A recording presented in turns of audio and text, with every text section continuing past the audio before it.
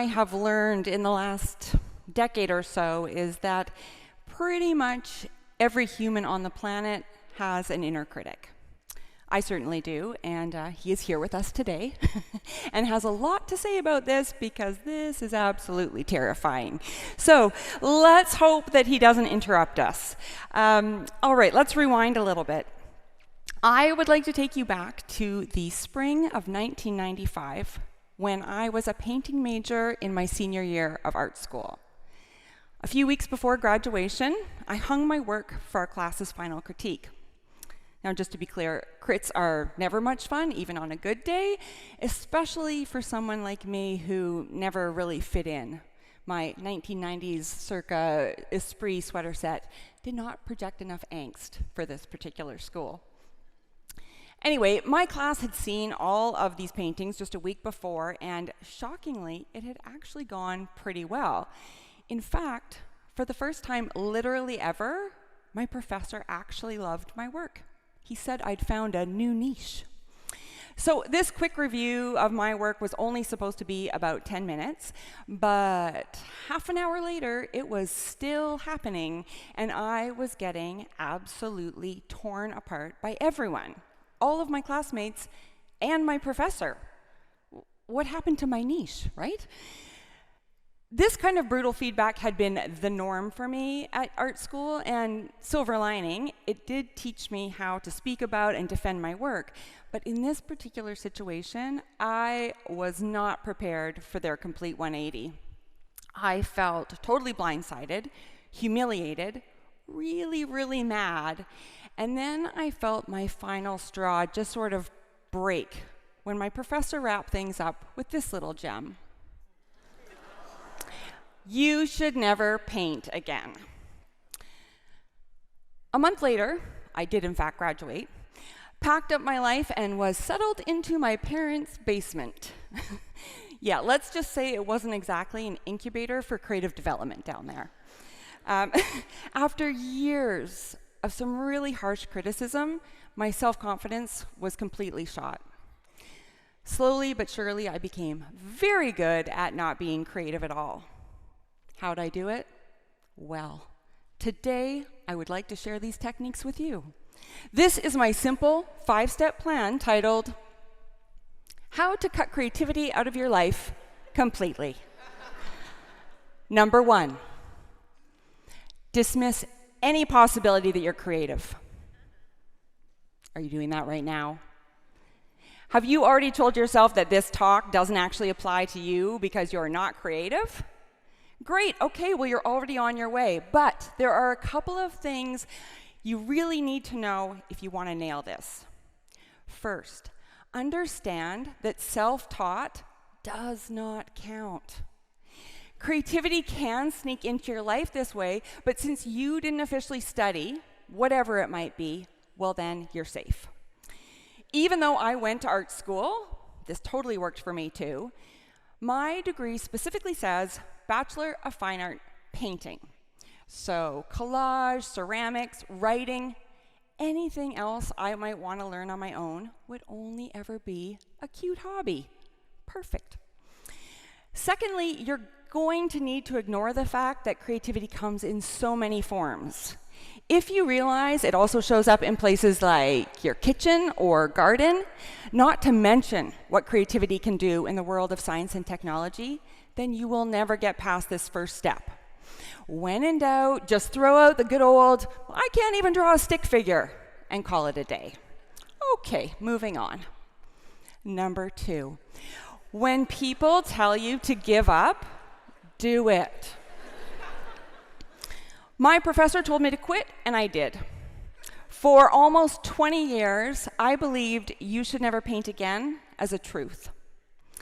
Now, I obviously didn't learn this lesson until college, but there are a lot of people that cross step 2 off their list much, much sooner. Like, for example, a woman I met a few years ago. She was in her early 50s and had just really started making art again for the first time since the 4th grade. Her class had been given an assignment to draw a bear. Well, all of the other kids drew a bear from the side, as you do, but she decided to draw it from the back, a bear walking away. Her teacher picked up the drawing and in front of the entire class, ripped it in half, and declared that this art was wrong. How fantastic is that? If that won't stop you from being creative, nothing will. Now, it's not just teachers whose opinions you should believe as absolute truths. You can also listen to family members who love you so much, are totally well-meaning, and almost always have absolutely no experience in a creative field. Believe them fully when they tell you that creative pursuits aren't worth your time, or that, quote, there's no money in that. Okay, moving along. Number 3, everything is more important than being creative. That includes working late, any household chore you can possibly think of, and yes, even watching cat videos on your phone. For years, I put the pro in procrastination and kept creativity at the very bottom of my to-do list. I knew I couldn't possibly make anything unless I had cleaned my entire house and made some fresh coffee. But what if I was out of cream? Obviously, I would have to go to the store to pick some up, and then while I was there, it would only make sense to buy groceries for the rest of the week, and then by the time I got home, it would be way too late to make any art, so it'd probably just be smarter to scrap the whole thing, go to bed early, watch a few cat videos, and hit the ground running first thing tomorrow. If, however, your house is clean and you have coffee with cream, you might get stuck without an excuse. This is when you pull out the big guns. Tell yourself that whatever you create isn't going to change the world anyway, so who cares? That one works every single time. Number 4, compare yourself to others. Yes, compare yourself to everyone who's doing anything even kind of close to what you want to do. So let's say you've dabbled in writing. You should compare yourself to someone who's currently on the New York Times bestsellers list. Do not ask them how many rejections they got before their first book deal. Just assume they had immediate success. Basically, this applies to anything you might be interested. Just remember, everything has already been done perfectly by someone else, so why even try? Now, the final step in my simple 5-step plan can only be completed if you have somehow been tricked into being creative. If that happens, number 5, expect absolute perfection. This was a major problem for me, partly because I was expecting a masterpiece every time I sat down, and I had also stocked my studio with big, expensive, clean white canvases that were full of hope and promise. To save these perfect surfaces from, well, me, I would just think about my ideas instead, and think and think and think and think, which ultimately was a perfectly perfect plan. All of those potential masterpieces stayed safely in my head, where they would A, never ruin a canvas, and B, no one would ever see them. So smart. Now, if for some crazy reason you actually stop being precious and start having fun, you might be in trouble, because that is exactly how creativity can come back into your life. It took a really long time, but fun was my eventual downfall. A few years after art school, I started making stuff again. Granted, nobody knew. I'd make small paintings at night and then throw them away the next day. I was knee-deep in self-doubt, and my inner critic, who I've named Arlo, by the way, was having a fabulous time.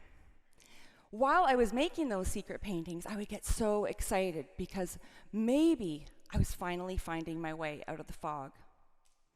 But without fail, I would wake up in the morning, look at what I'd done, and think, oh, I should never paint again. I was following step 5 to a T, expecting absolute perfection every time my brush hit the canvas, followed by soul-crushing doubt. I was stuck in this loop, hitting the repeat button on step 5 again and again and again, until 2006, when my son Charlie was born. Okay, now I realize I might be biased, but I am pretty sure he's a creative genius. No, listen to this. Before Charlie was even 2, he could turn into a dinosaur for the entire day. He would eat his breakfast like a T-Rex and roar at people from the grocery cart, and then he would walk around with his little arms tucked into his shirt right until bedtime. He was a bit of a method actor. It was so much fun to watch, but it also made me realize I hadn't just let myself play in ages, and I had absolutely no idea where to start. So I fired up the internet. I thought that I could look for artists whose work I might like, and I found it. I'd feel inspired for a couple of minutes, and then my inner critic, Arlo, would say, "See, everything's already been done by people with way more talent than you, so don't waste your time." My husband could not help but notice how frustrated I was, and because blogs were all the rage at this time, he suggested I start one. Not for anybody else, just for me. He gently pointed out that the jealousy I was feeling towards all of these other artists was eating me alive, and wisely said, "If you keep jealousy inside, it becomes toxic. But if you can say it out loud in a positive way, you can transform it into admiration." I knew what I'd call my blog immediately, the Jealous Curator, because that's exactly what I was. I also gave myself a catchy tagline that also doubled as a vetting process, and it read, "Damn, I wish I thought of that." If that popped into my head, I knew I had tomorrow's post. I started writing about artists' work I loved every single day, and within only a month or so, I could feel the heaviness of that jealousy starting to lift. I was letting go of so much pointless negativity, and at the same time, discovering thousands of people from all walks of life that were doing all sorts of creative things in their own unique way, which meant there must be room for me too. Now, as I said, the blog was just supposed to be a personal therapy tool, but people started showing up. They were reading and commenting, and people were saying, "Yeah, I wish I thought of that too." I was finding my people, and this whole turning jealousy into something good thing was actually working. In fact, it worked so well that I was offered my first book deal on the subject in 2012, and since then I've written 6 more. I've been invited to speak as an expert on creative blocks and inner critics at places like Pixar and Harvard, and Oprah's people even called. Apparently, I wasn't the only one struggling with my inner critic. Who knew? Thanks to my blog and my books, and eventually my podcast, I was spending my days writing about and talking to contemporary artists from around the world. This was also my new excuse to not spend time on my own artwork. But then in late 2015, there was one very important conversation that brought everything together. I was interviewing my art idol, Chattanooga-born artist Wayne White, on my podcast. If you saw Pee-wee's Playhouse back in the 80s, you know Wayne's work because he designed most of the sets and puppets for that show. Anyway, he is a painter and sculptor now, and his work is still hilarious and weird, which I love.